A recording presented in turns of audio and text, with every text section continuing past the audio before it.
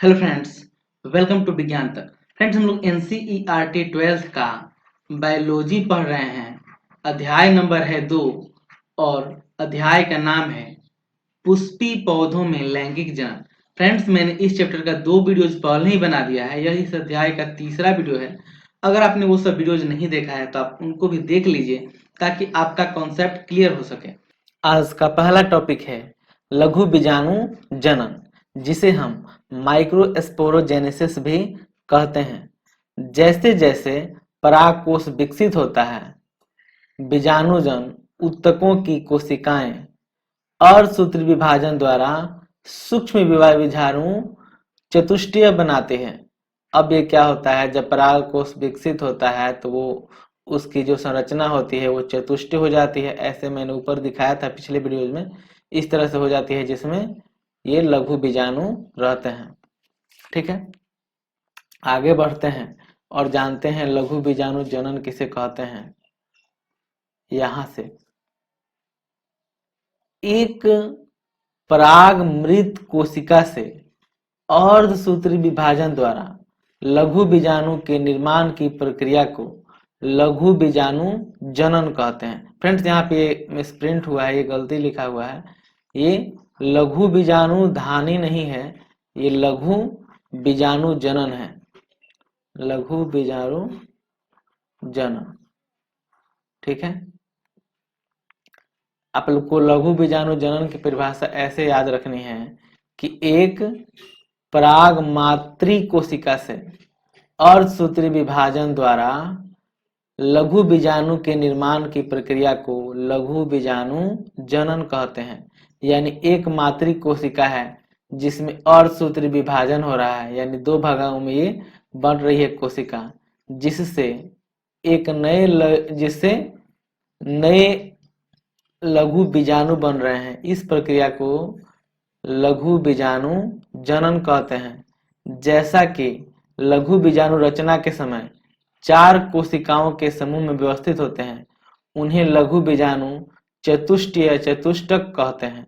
यानी जब लघु बीजाणु की रचना होती है उस टाइम ये 4 के समूह में रहते हैं, तब उन्हें हम लघु बीजाणु चतुष्टय चतुष्टक कहते हैं।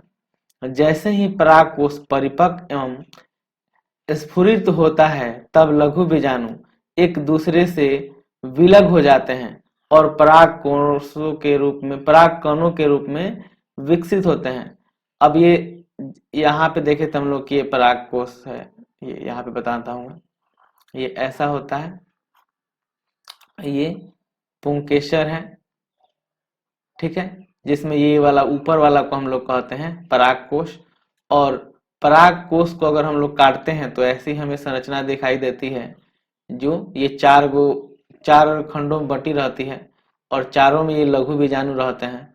ये गोला वाला जो संरचना होता है इसे हम लघु बीजाणु धानी कहते हैं, और इसमें जो छोटे छोटे कण होते हैं उसे लघु बीजाणु कहते हैं। जब ये फूटता है और फूट करके इसमें से ये लघु बीजाणु परिपक्व होने के बाद बाहर निकल जाते हैं, तब उसे हम परागकण कहते हैं।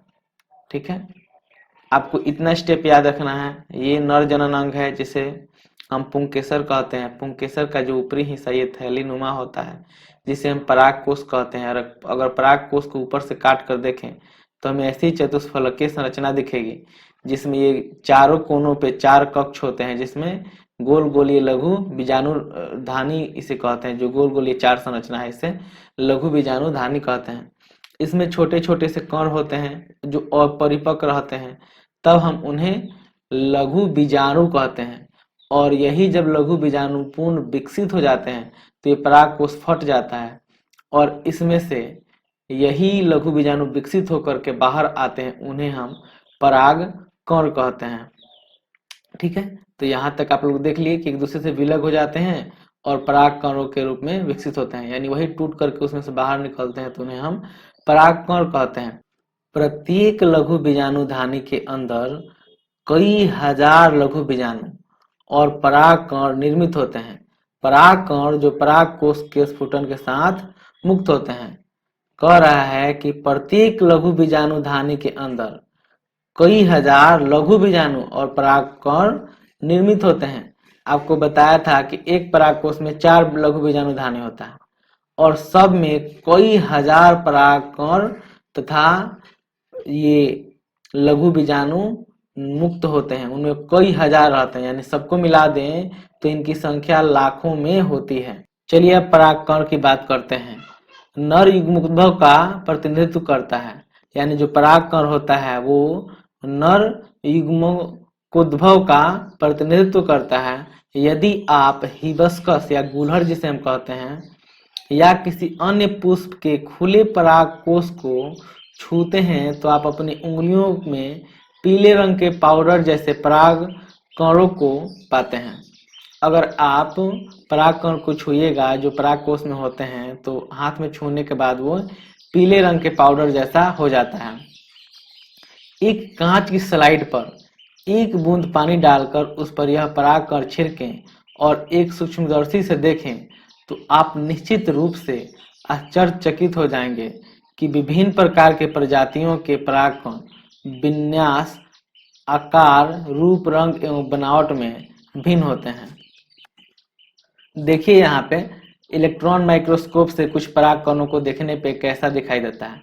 तो आप देख सकते हैं यहाँ पे इस वाले फिगर में ये भी परागकण है, ये भी परागकण है, ये भी परागकण है और ये भी परागकण है। तो यहाँ पे आप देख सकते हैं कि परागकण का आकार अलग होता है, आकृति अलग होती है, उनका रंग भी अलग अलग होता है। ठीक है, चलिए अब आगे बढ़ते हैं। परागकण सामान्यतः गोलाकार होते हैं जिनका व्यास लगभग 25 से 50 माइक्रोमीटर होता है। इसमें स्पष्ट रूप से 2 परतों वाली भित्तियां होती हैं। इनका आकार 25 से 50 माइक्रोमीटर होता है और इसमें 2 परत वाली भित्ति होती है।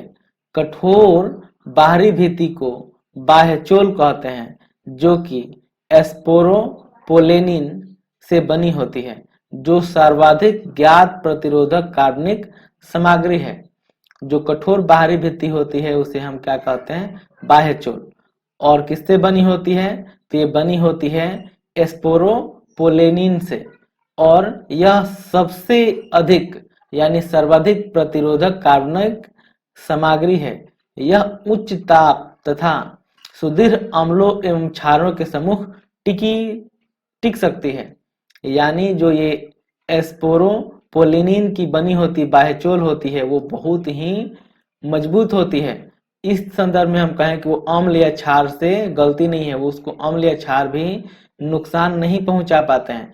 साथ ही इसे उच्च ताप पर भी यह गलती नहीं है। आप पढ़े होंगे 10th में कि अम्ल और क्षार कितने प्रबल होते हैं, ये धातु को भी गलाने की क्षमता रखते हैं। लेकिन जो ये बाह्यचोल स्पोरोपोलेनिन की बनी होती है इसे अम्ल या क्षारक भी नुकसान नहीं पहुंचा पाते हैं। साथ ही उच्च ताप पे भी ये गर्मी को भी झेल पाती है। ठीक है, परागकण के बाह्यचोल में सुस्पष्ट द्वारक या रंध्र होते हैं जिन्हें जनन छिद्र कहते हैं। रंध्र या द्वारक का मतलब आप समझ लीजिए छेद, छिद्र है जो उसी को कहा जा रहा है यहाँ पे रंध्र। तो परागकण के बाह्यचोल में स्पष्ट द्वारक या रंध्र होते हैं जिन्हें जनन छिद्र कहते हैं। यानी कि जो बाह्यचोल होता है, बाहरी पट्टी होती है, उसमें छिद्र होता है और उसे ही हम क्या कहते हैं, जनन छिद्र कहते हैं। ठीक है, आप यहाँ पे देख सकते हैं एक परागकण है जिसमें एक बाहर है और एक अंदर है, 2 पट्टी होती है इसमें। आगे बढ़ते हैं। परागकण की आंतरिक भित्ति को अंतःचोल कहा जाता है। यह एक पतली तथा सतत परत वाली सेलुलोज एवं पेक्टिन की बनी होती है। परागकण का जीव द्रव्य एक प्लाज्मा भित्ति से आवृत होता है। जब परागकण परिपक्व होता है तब उसमें 2 कोशिकाएं, एक कायिक कोशिका तथा जनन कोशिका समाहित होती है। कायिक कोशिका बड़ी होती है जबकि जनन कोशिका छोटी होती है।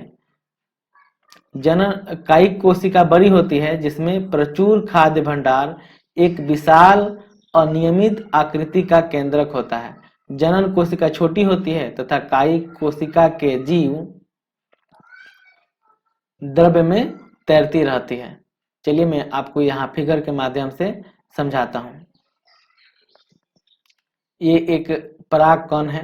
देखिए इसमें दो परत है, एक बाह्य चोल है जो बाहर है और एक अंतः चोल है जो अंदर है। ठीक है, ये धीरे धीरे परिपक्व होते हैं तो इसमें रसधानी बनती है जिसे हम लोग रिक्तिका भी कहते हैं, और ये केंद्रकी बनती है। ठीक है, ये और विकसित होता है तो विकसित हो जाने के बाद यहाँ पे देखिए दो कोशिका का निर्माण होता है।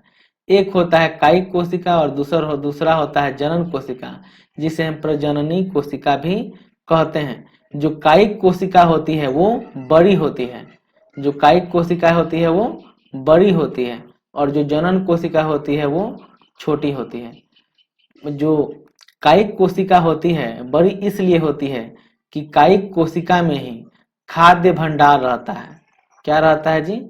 तो कायिक कोशिका में ही खाद्य भंडार रहता है, इसलिए ये बड़ी रहती है, जबकि जो जनन कोशिका होती है वो छोटी होती है। यहाँ तक मैंने आपको बता दिया। और वो किसमें तैरती है? जीव द्रव्य में।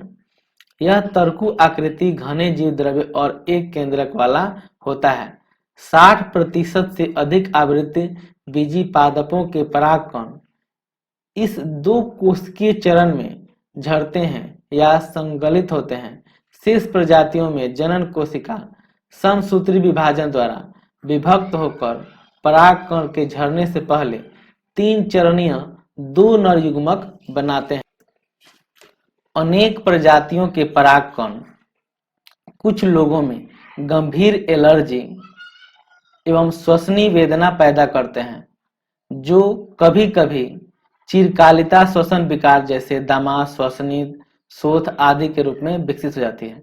फ्रेंड्स, क्या होता है कि जो हमारे यहाँ फसल लगाई जाती है, जैसे गेहूं है, धान है या गाजर है, इनके घास के साथ जो घास वगैरह के परागकण हैं वो इन फसल के साथ आ जाते हैं, और वही परागकण अगर इंसान खा लेता है तो उसे अनेक तरह की एलर्जी हो जाती है, बीमारी होती है, जैसे दमा हो जाता है या सांस से संबंधित बीमारी हो जाती है।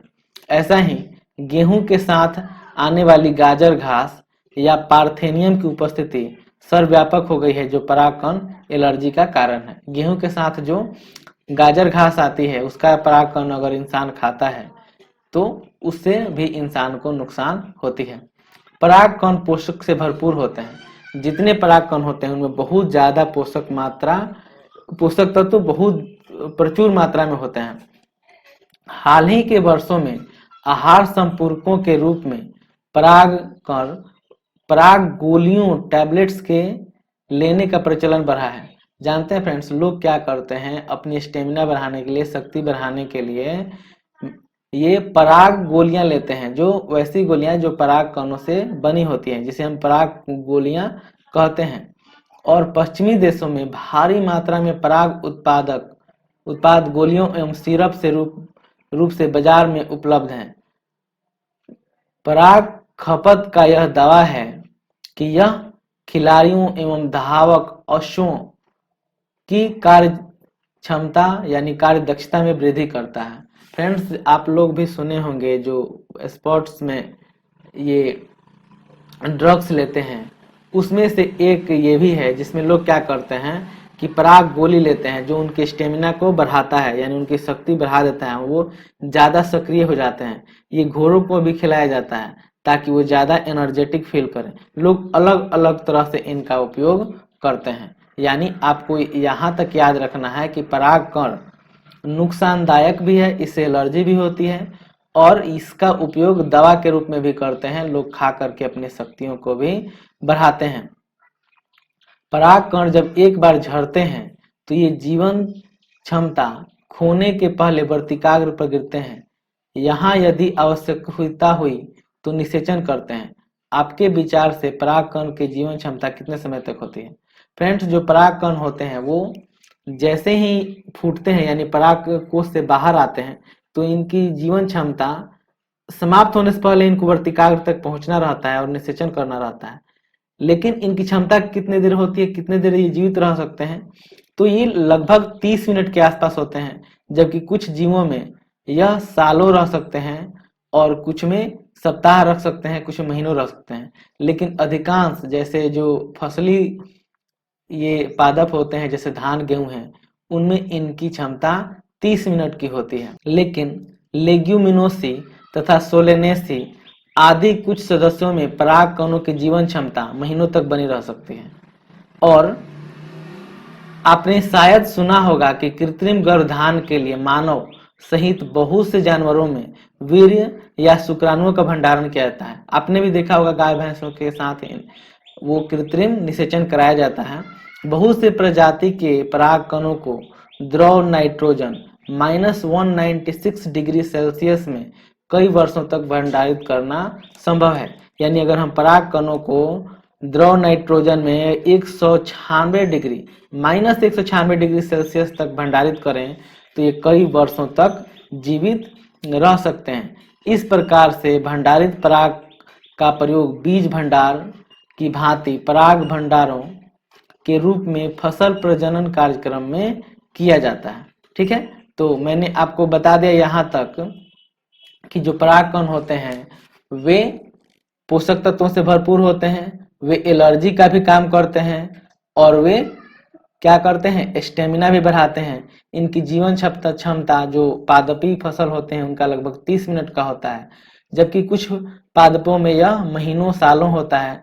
अगर हमें परागकण को लंबे समय तक रखना है तो उसे -196 डिग्री सेल्सियस पर द्रव नाइट्रोजन में रखना होगा, तो कई वर्षों तक जीवित भी रह सकते हैं।